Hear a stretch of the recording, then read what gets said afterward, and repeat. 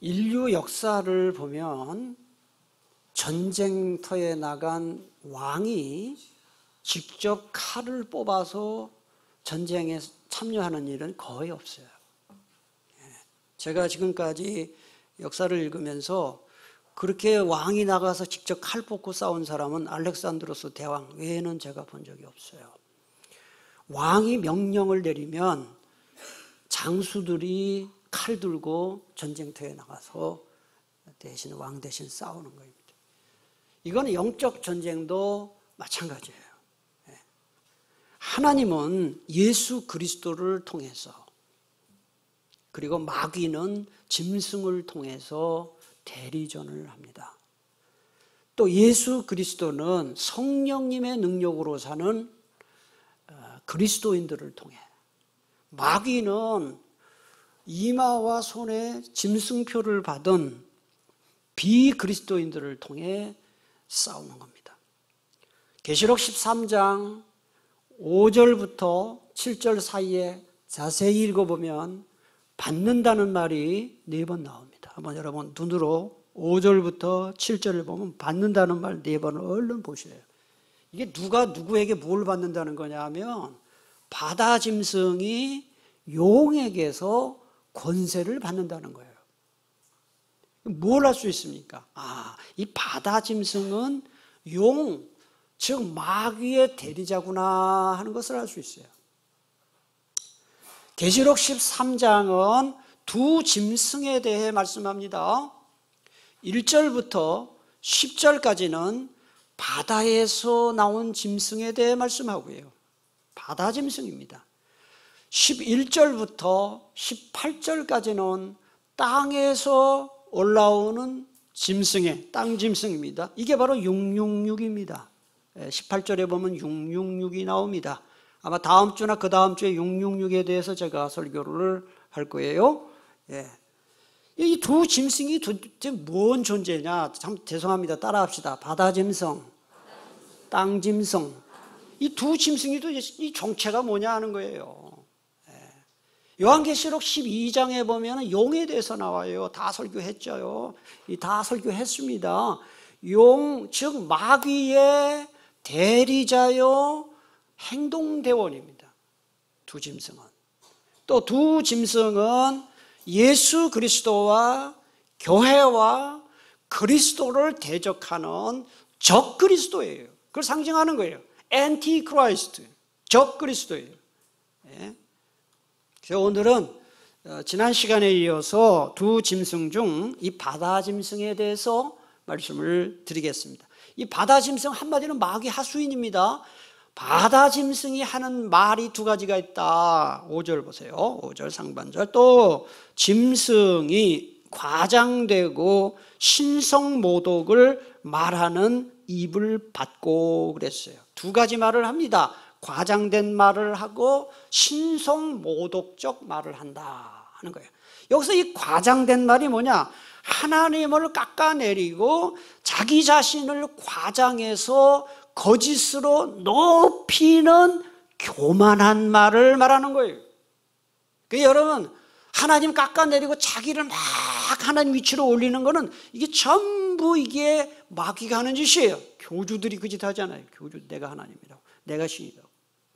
그 다음에 신성모독적인 말이라는 것은 자기 자신을 하나님으로 경배하도록 요구하는 말이, 로마 황제들이 그랬잖아요. 따지고 보니까 과장된 말, 신성모독적인 말은 다 같은 말이에요. 그리고 이 바다 짐승은 5절 하반절에 보면 42달 동안 일할 권세를 받았습니다. 이 42달이 뭔지는 이제 여러분 다 아셔야 돼요. 11장, 12장 계속 얘기를 했어요. 42달이라는 것은 그것은 1260일이고 3년 반이다. 그거는 예수님의 초림 때부터 재림 때까지의 기간이다 말씀을 드렸어요. 그것은 지금 우리 시작하는 이 시대를 포함한 신약시대 전체이고 교회 시대를 말하는 거예요. 더 이상 여기에 대해서는 설명하지 않겠습니다. 자, 그래서 5절이 말하는 게 무엇입니까? 주님 다시 오실 때까지 마귀는 계속해서 신성을 모독하는 말로 교회를 해치고 그리스도인들을 미혹한다, 미혹할 것이다 라는 거예요. 실제로 여러분 주전 586년에 바벨론 왕 느부갓네살은 예루살렘을 함락하고 예루살렘 성전을 불사르고 예루살렘 성전에 있던 그릇들을 전부 성기구들을 바벨론으로 가져갔어요. 성전 모독한 것이죠. 하나님을 모독한 것입니다. 그 다음에 이 계시록이 기록되었던 주후 1세기 말에는 로마 황제들이 하나님 행세를 하면서 자신을 예배하도록 강요했어요.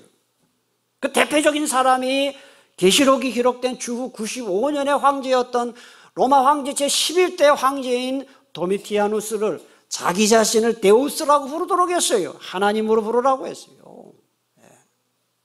또 그 이후에도 주전 2세기 초반에 시리아 왕인 안티오쿠스 에피파네스라는 이 사람이 나타나서 나는 신인데 인간이 됐다. 그게 에피파네스예요. 나는 신인데 인간으로 된 사람이다 하면서 여러분 예루살렘 성전에 들어가서 뭔 짓을 했습니까? 율법에 보면은 부정한 짐승의 대표가 돼지하고요, 개예요, 개.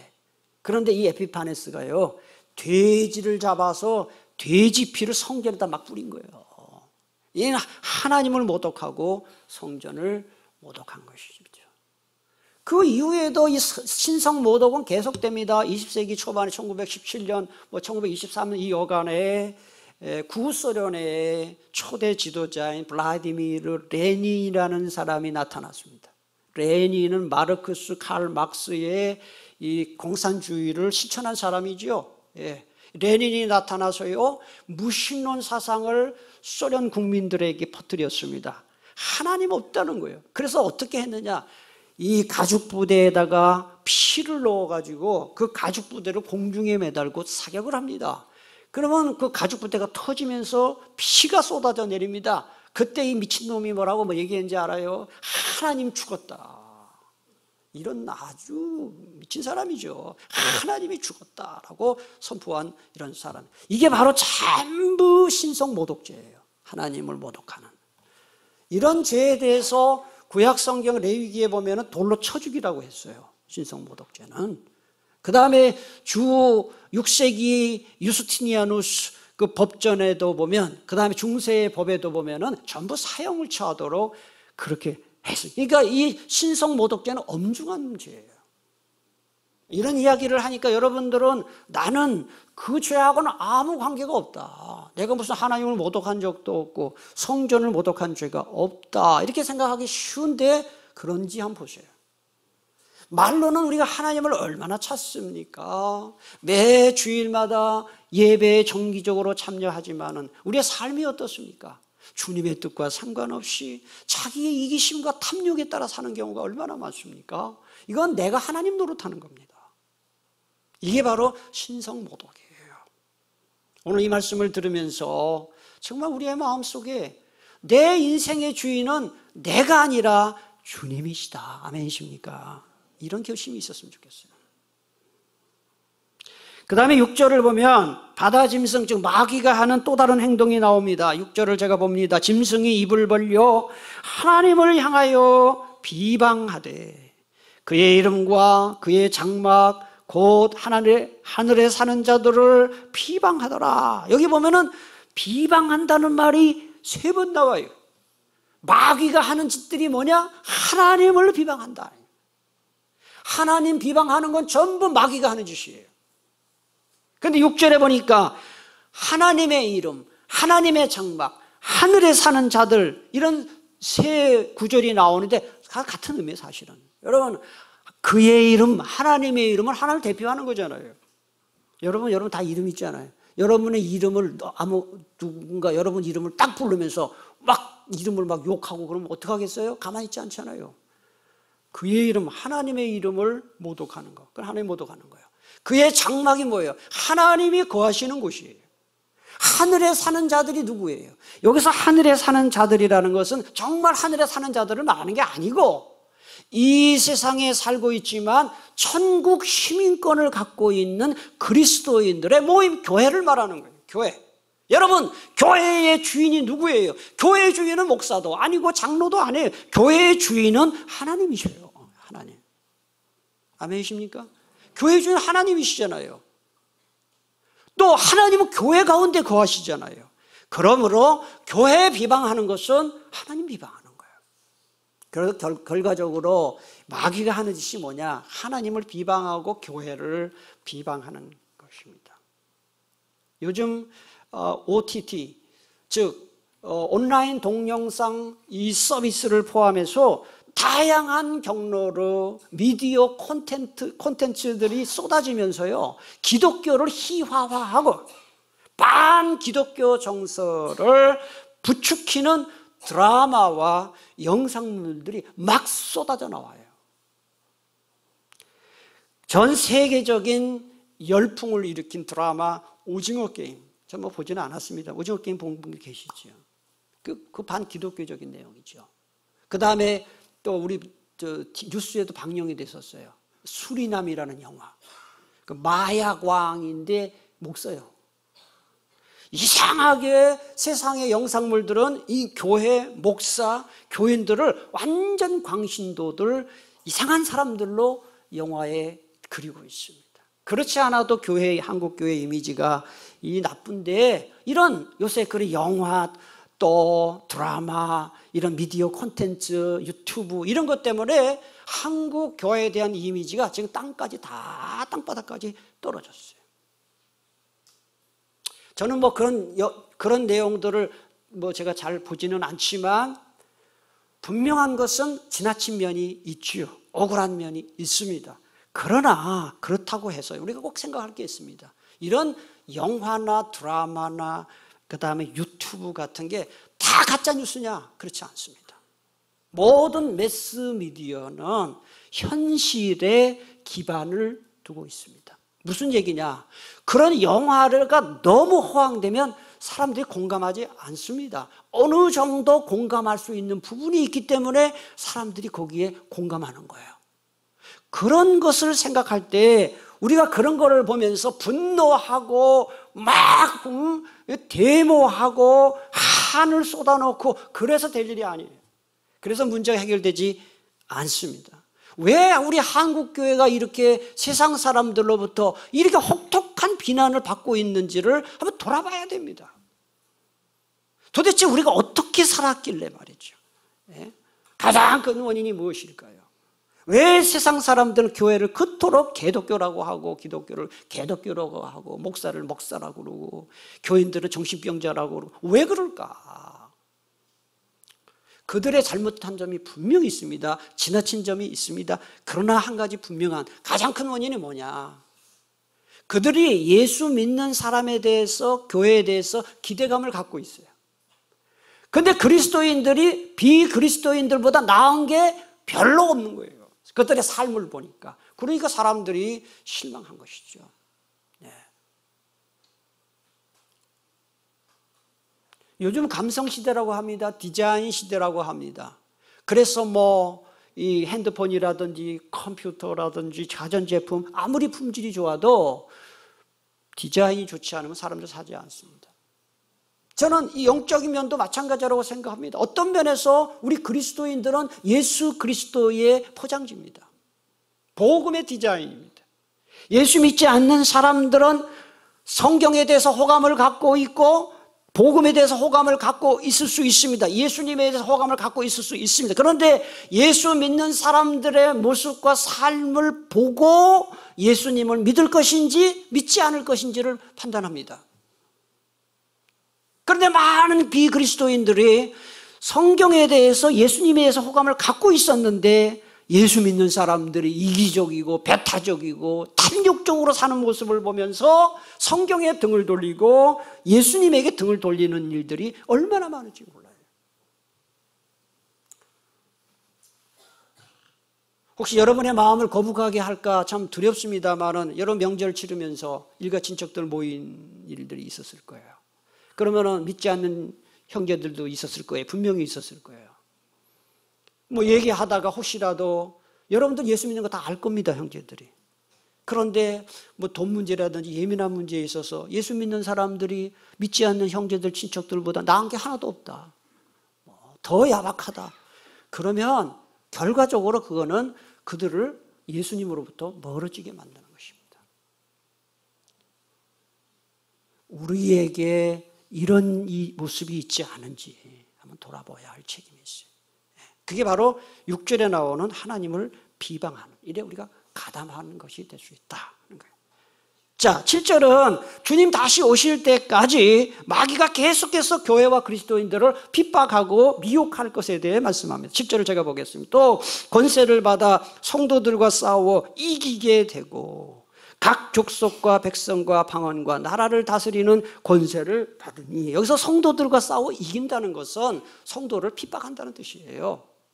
핍박한다는 거예요. 겉으로 보면 이기는 거죠. 그 다음 각 족속과 백성과 방언과 나라를 다스리는 권세를 받는다는 것은 이 마귀의 영향력이 온 세상에 미친다는 뜻이에요. 그 결과가 무엇이냐? 그게 8절이나. 이 8절이 굉장히 중요한 구절입니다. 우리 8절을 다 같이 봉독하도록 하겠습니다. 죽임을 당한 어린 양의 생명책에 창세 이후로 이름이 기록되지 못하고 이 땅에 사는 자들은 다 그 짐승에게 경배하리라 그랬어요. 여기 생명책이 나와요. 생명책.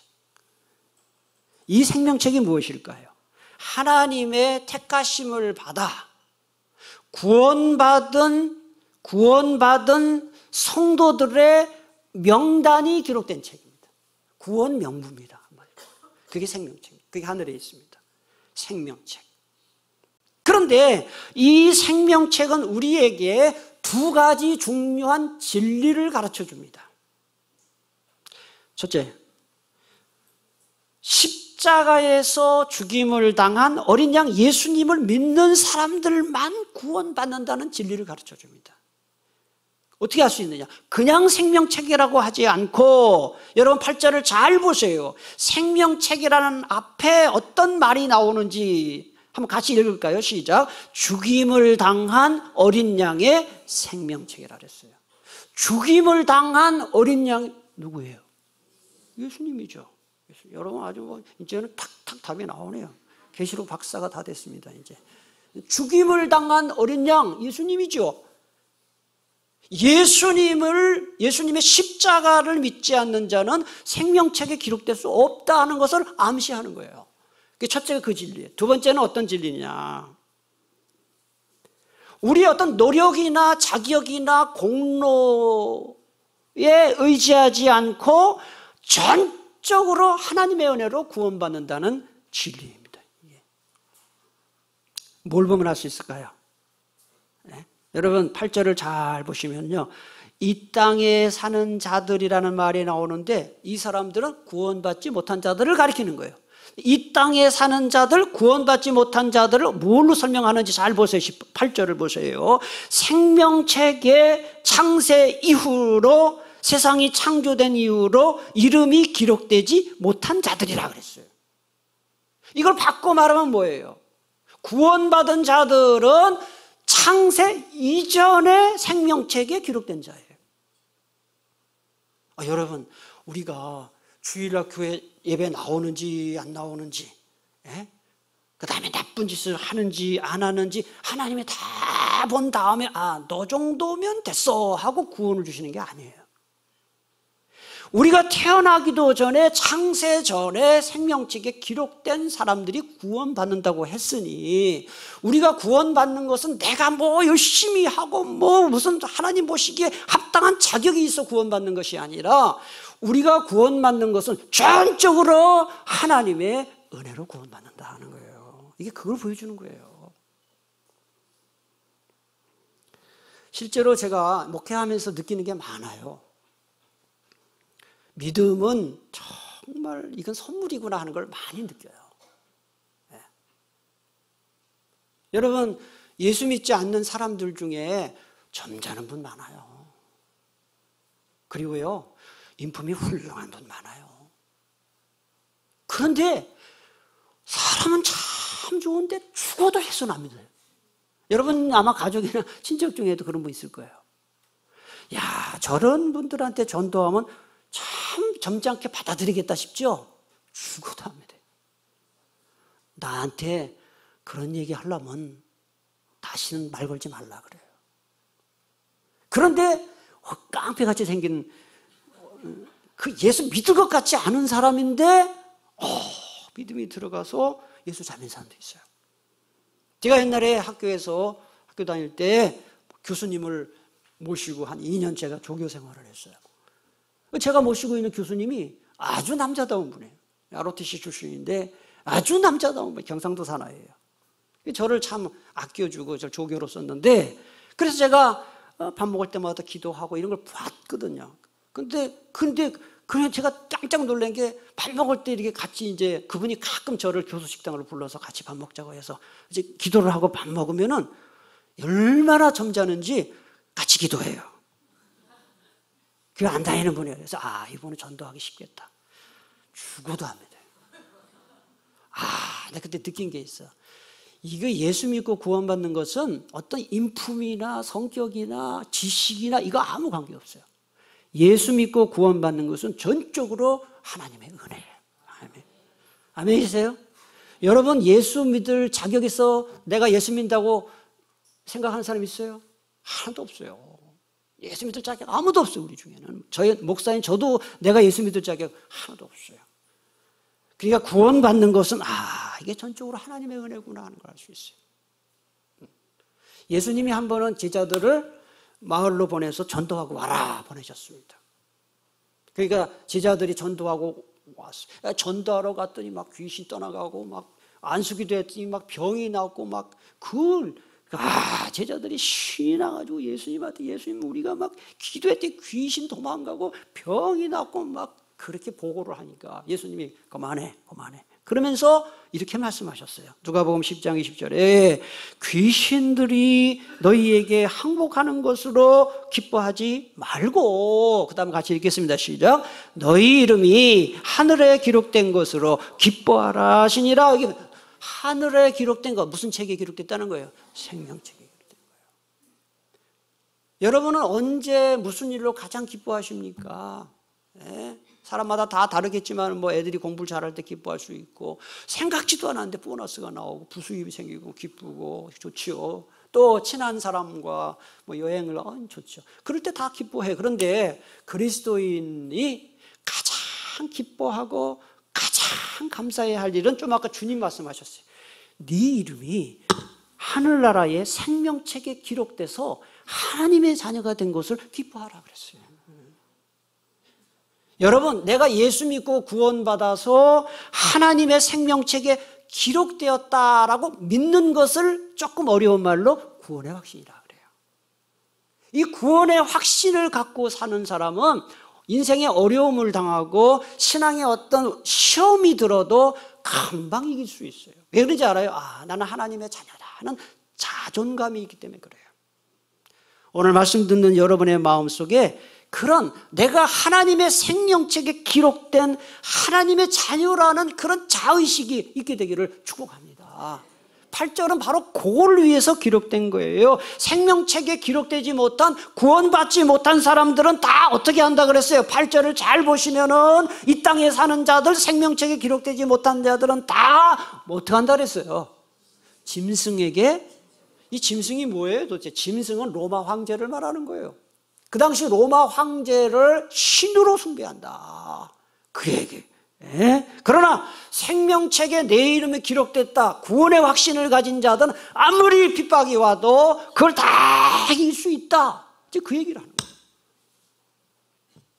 여러분 중에 내가 신앙생활을 하긴 하는데 자꾸 우한 때문에 또는 이 신앙생활 똑바로 하려는 것 때문에 자꾸 시험 들을 일이 있을 때 걱정하지 마세요. 생명책에 기록된 자들은 하나님이 철저히 보호해 주십니다. 요즘 반려견을 많이 키우시는데 제가 좀 그래서 요새는 그런 개에 대해서 함부로 말하기가 참 어렵습니다. 반려견을 많이 키우시는데 반려견은 개는 명견과 잡종견가 있습니다. 그죠? 잡종견이 있습니다. 근데 그게 명견인지 잡종견인지 쉽게 구별하는 방법, 뭐 제가 직접 해본 건 아니고요. 책에서 본 거예요.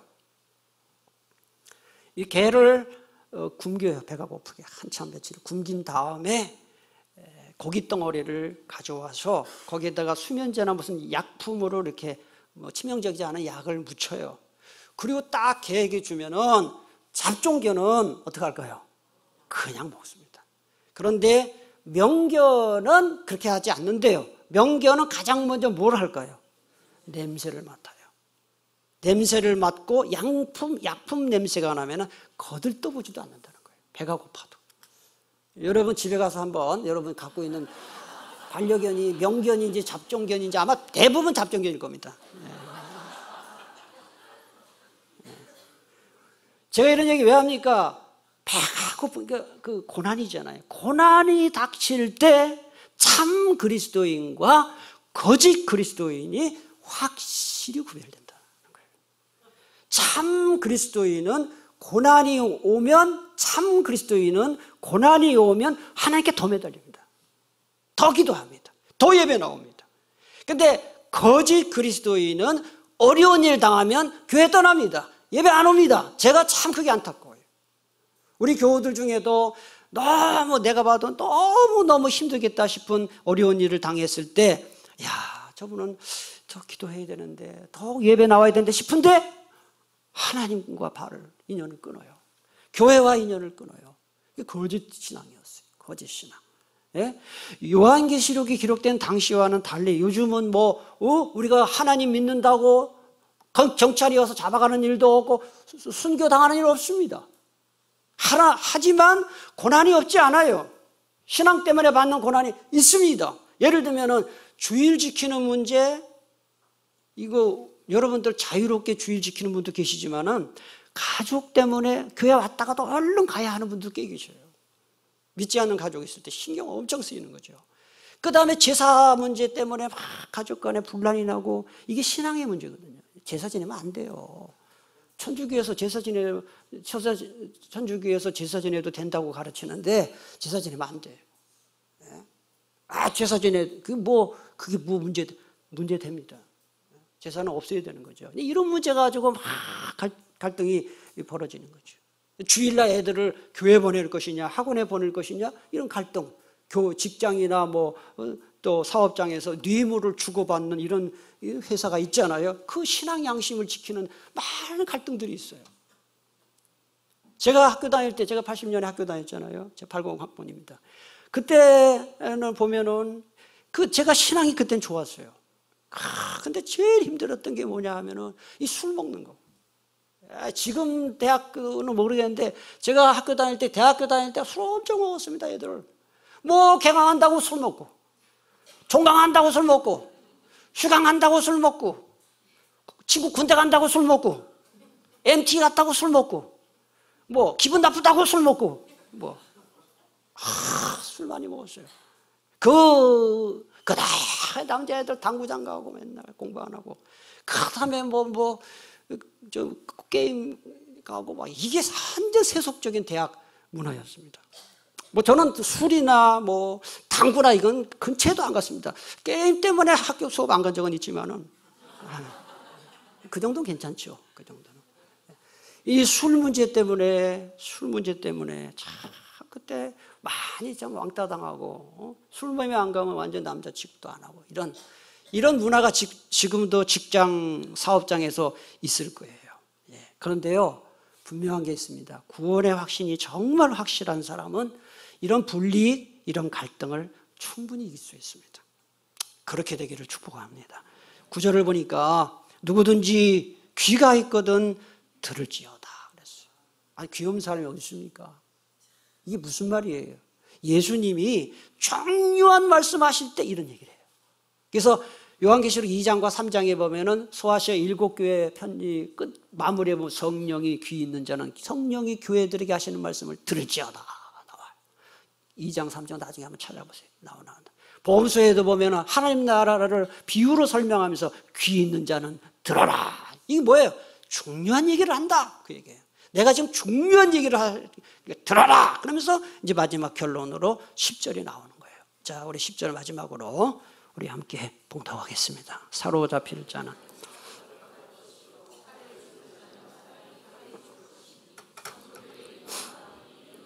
이게 무슨 얘기입니까, 여러분? 주님 다시 오실 때까지 예수 믿는다고 칼에 잡히고 칼에 찔리고 사로잡히고 포로로 당하고 이런 게 많을 것인데, 그거 이상하게 여기거나 낙심하거나 하지 말고 인내와 믿음으로 잘 견뎌야 된다. 지금 그 얘기를 하는 거예요. 여러분, 예수 똑바로 믿으려고 그러면 어려운 일 당하는 게 너무 당연해요. 베드로전서 4장 12, 13절을 잘 보세요. 사랑하는 자들아, 너희를 연단하려고 오는 불시험을 이상한 일 당하는 것 같이 이상히 여기지 말고 오히려 너희가 그리스도의 고난에 참여하는 것으로 즐거워하라. 그 다음 같이 읽겠습니다. 이는 그의 영광을 나타내실 때에 너희로 즐거워하고 기뻐하게 하려 함이라 그랬어요. 신앙 때문에 당하는 어려움, 그건 잘 이겨라. 지금 중국 항저우에서 제19회 아시안 게임이 열리고 있습니다. 네. 우리나라 지금 3등이죠. 그런데 중국과 우리나라가 어떤 경기를 할 경우에 한번 잘 여러분 생각해 보세요. 중국 관중들이 우리나라 선수 중에서 어느 선수에게 가장 야유를 퍼붓고 막 기죽게 할까? 한번 생각해 보세요. 자, 질문이 두 가지 중에 하나예요. 실력이 아주 좋은 유명한 선수를 그렇게 견제할까요? 실력이 별로인 선수를 그렇게 할까요? 실력 좋은 선수 그렇게 하죠. 왜 그럴까요? 그래 기가 죽어서 경기력을 제대로 발휘하지 못해야 중국이 이기잖아요. 마귀가 그래요. 마귀는 어떤 사람을 집중적으로 공격을 하느냐? 마귀가 집중적으로 공격하는 대상은 믿음 좋은 사람들이에요. 엉터리로 신앙생활하는 사람은 마귀도 거들떠 안 봐요. 예수님도 거들떠 안 보시고, 엉터리로 신앙생활하는 사람은 마귀가 거들떠 보지 않아요. 왜? 거들떠 보지 않아도 알아서 엉터리로 하니까. 왜 거기다가 마귀가 에너지를 쏟겠어요? 그렇죠? 그런 사람 많아요, 엉터리들. 그런데 예수 잘 믿는 사람들, 특별히 교회 지도자들, 마귀는 집중 공격해요. 여러분, 다 이미 알려진 사실이지, 오래전이지만 미국의 서울의 청파동에서 어느 교회에 한 15,000명 청년들 15,000명 모이는, 청년들이 15,000명 모이는 그 교회 담임 목사님이 어떻게 쓰러졌습니까? 여자 문제로. 그냥 그 성 문제로 그냥 하루아침에 쫓겨났죠. 네. 왕십리에 제가 교회 이름 얘기하지 않겠습니다. 제가 GMS 그 선교를 잘하는 교회가 있습니다. 왕십리에. 그 담임 목사님이 서울대 법대 나오신 분이에요. 엘리트지요. 얼마나 설교도, 제가 그분은 이렇게 많이 뵀어요. 설교도 잘하고 선교도 잘해요. 그런데 어느 날 그 목사님 그 교회 그만뒀대요. 그만둔 게 아니라 쫓겨났다 그러더라고요. 깜짝 놀랐어요. 그래서 나중에 알고 보니까 오늘 권사님하고 눈이 맞아가지고, 야, 연세가 벌써 그 목사님도 60대 중반이고, 그런데 누가 그걸 상상했겠어요? 60이 넘은 사람이 권사님하고, 조심해야 될 것 같아요. 그러니까 상상하지도 못했던 방법으로 마귀가 담임 목사를 그렇게 무너지게 한 거예요. 이건 무슨 얘기인지 아세요? 여러분 믿음 좋다고 자만하지 마세요. 여러분들이 그 큰 목사님들보다 믿음 좋겠어요? 네. 마귀는 지금도 엉터리들은 쳐다보지도 않는다니까요. 엉터리들은 주님께도 왕따, 마귀에도 왕따요. 네. 근데 저나 믿음 좋은 이렇게 분들은 마귀가 그래서 여러분 가끔 이런 생각하잖아요. 아니, 저렇게 믿음 좋은 분이 왜 이렇게 어려움을 당하지? 믿음이 좋아서 어려움 당하는 거예요. 믿음 좋은 분은 그 어려움을 이길 수 있기 때문에 하나님이 지켜주고 계시는 거예요. 저분은 왜 저렇게 믿음 좋은 분이 어려움 당하지? 그러지 마세요. 믿음 좋아서 어려움 당하는 거예요. 그러니까 믿음이 나쁜 사람들은 요만큼 어려움 줘도 못 이기니까 그냥 내버려 두는 거예요. 오늘 시험 드는 분이 없기를 바랍니다. 모세의 황금기가 언제라고 생각하세요? 모세의 황금기 하면 대부분의 분들이 40년 동안 이집트의 왕자로 살 때 황금기였다. 그렇지 않아요. 제가 모세가 120년 살았는데 모세의 황금기는 출애굽 지도자로 광야에서 40년 동안 이스라엘 백성들을 끌고 나갈 때가 그의 황금기예요. 하나님께 매달리고 말이죠. 문제 해결하고. 요셉의 황금기는 언제일까요? 요셉의 황금기도 이집트의 국무총리가 되어서 권력과 재물을 마음대로 주무르던 그때가 아닙니다. 예. 억울하게 누명당해서 강간범으로 몰려서 감옥에 들어가고 막 그럴 때 요셉은 하나님과 동행하면서 막 분투하며 싸우지요. 여러분, 그래서 인생의 황금기가 언제냐? 인생의 우환을 당하고 신앙의 시험을 받을 때 좌절하지 않고 그 문제를 극복하기 위해서 애쓰는 그 과정이 바로 인생의 황금기예요. 따라합시다. 큰 어려움 뒤에 큰 은혜가 있습니다. 아멘이십니까? 우리 노회에 이제 저보다 선배 목사님들 70이 넘어서 은퇴하신 목사님들 이렇게 제가 많이 보잖아요. 남이 같지 않아요, 이러고 보면. 근데 은퇴하면 잘 노회도 안 나오시니까. 근데 한 3년이나 4년 만에 그 선배 목사님, 은퇴 목사님이 나타났는데 내가 보니까 완전히 그냥 쪼그랑방태거든요. 완전히 그 담임 목사 때 그게 없어요. 그래가지고 제가 깜짝 놀래가지고 목사님 어쩌다가 이렇게 그런 표현을 쓰지 않았어요. 어쩌다가 이렇게 좀 뭐라고 표현했냐 모르겠어요. 점잖게 했죠.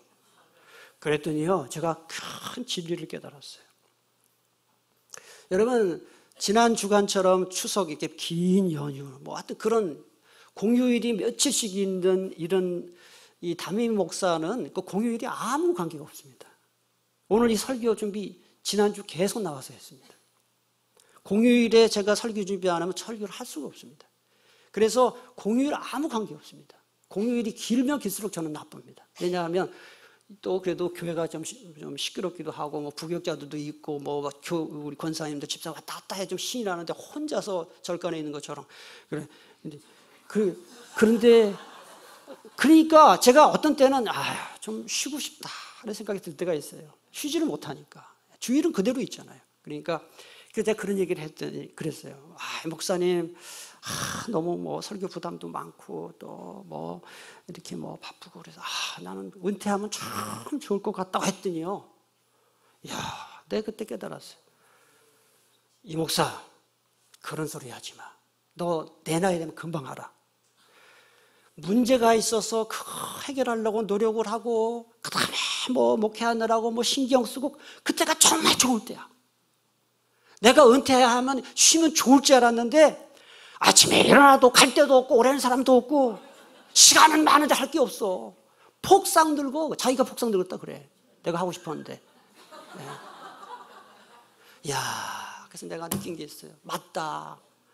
여러분 아침에 일어나서 스트레스 받을 일, 여러분 막 힘들게 하는 사람 있고 해결해야 할 문제 있죠. 좋을 때입니다. 할 일이 있다는 거, 해결해야 할 문제가 있다는 건 내가 살아있다는 거예요. 젊다는 거예요. 할렐루야. 그게 인생의 황금기예요. 그게. 그래서 제가 이제 나이를 조금씩 먹으면서 지난 날을 딱 60년 이렇게 쭉 돌아와 보니까 인생은 어려운 일이 훨씬 많아요. 그러다 어쩌다 한 번 좋은 일이 있어요. 그런데 그 어려운 일이 많다고 내 인생에서 이거 확 없었으면 좋겠다. 그러면 안 돼요. 그 어려운 일을 극복해 나가는 과정에서 하나님이 도와주시는 거예요. 그걸 하나님 살아계시구나. 그걸 알게 돼요. 예? 그러니까 어려움을 극복해 나가는 그 과정이 그게 좋은 거예요. 그게. 여러분 가운데 우환이 있고 지금 고난이 있는 분들 계십니까? 좀 아까 내 인생에서 이런 시간 싹 없으면 좋겠다. 그런 생각하지 마세요.